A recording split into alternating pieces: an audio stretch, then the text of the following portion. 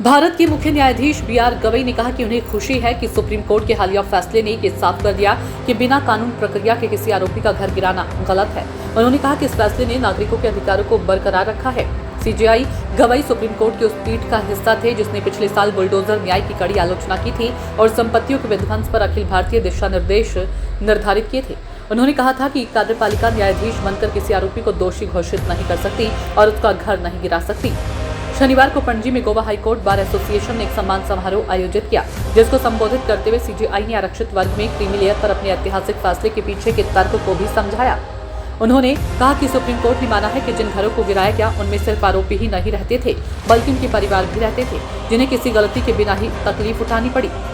CJI ने कहा कि मुझे वास्तव में खुशी है कि हम संविधान के संरक्षक के रूप में उन नागरिकों के अधिकारों की रक्षा के लिए कुछ कर सके जिनके घरों को कानून की प्रक्रियाओं का पालन किए बिना ध्वस्त कर दिया गया था। उन्होंने आगे कहा कि अगर कोई व्यक्ति दोषी भी ठहराया जाता है तब भी वह कानून के शासन का हकदार है। देश में कानून सर्वोपरि है और हमें खुशी है कि हम कार्यपालिका को न्यायाधीश बनने से रोक पाए।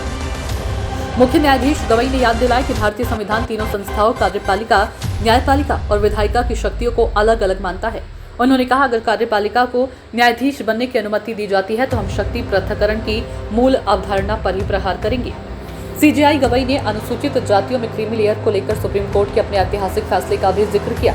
उन्होंने कहा कि उनके समुदाय के कई लोग इस फैसले से नाराज थे, लेकिन उनका मानना है कि जज को जनता की इच्छाओं से नहीं बल्कि कानून और अपनी अंतरात्मा की आवाज से फैसला देना चाहिए।